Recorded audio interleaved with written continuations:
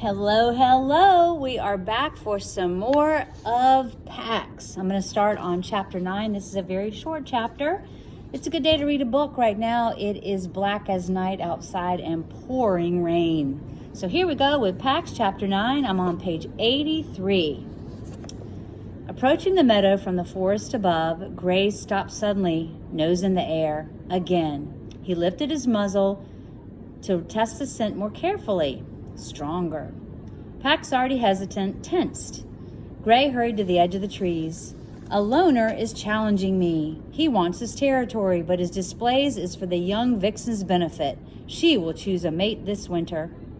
Pax followed and took in the scenes below him. 4 foxes dotted the meadow. Bristle and Runt stood together, their black-tipped ears pricked forward warily toward the other 2, who faced each other on a ledge of rock, halfway down.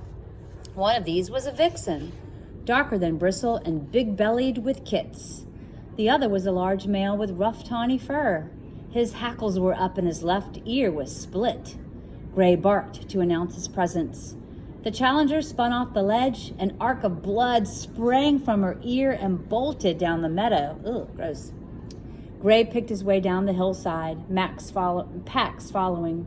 As Gray passed Bristle and Runt, his very presence seemed to calm them, as if he were an unseen hand stroking their backs. As soon as he passed, Runt danced his excitement at seeing Pax, but Bristle curled a lip and hissed. Pax hurried after Gray. When Gray climbed to the ledge beside his mate, Pax dropped to its base and sat respectful. Gray's mate greeted him with affection. Then she shared news.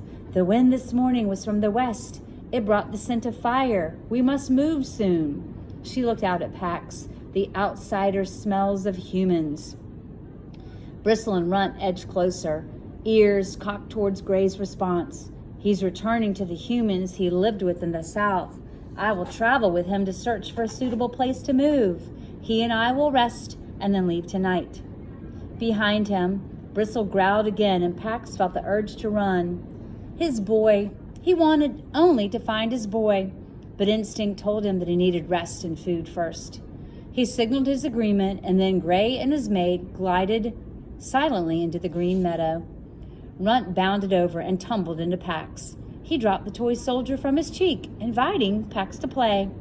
Bristle jumped between them and swatted the toy away. Humans, remember the danger. Runt retrieved the toy and displayed it between his teeth, defiant. Pax sensed that Runt was now in more trouble than before, and that he was the cause.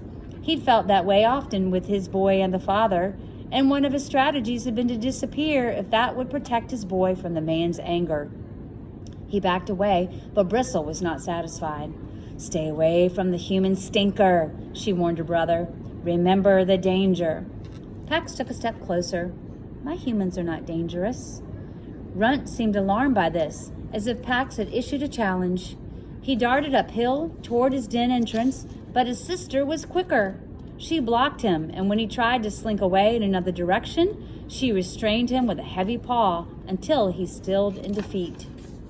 All humans are dangerous.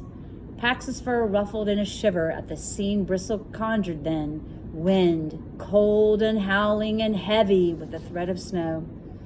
Pax recognized that wind. The story she was about to relate would end with blood on the snow and cold steel jaws. Bristle bared her fangs at Pax and then began. That is the end of chapter 9. Until next time.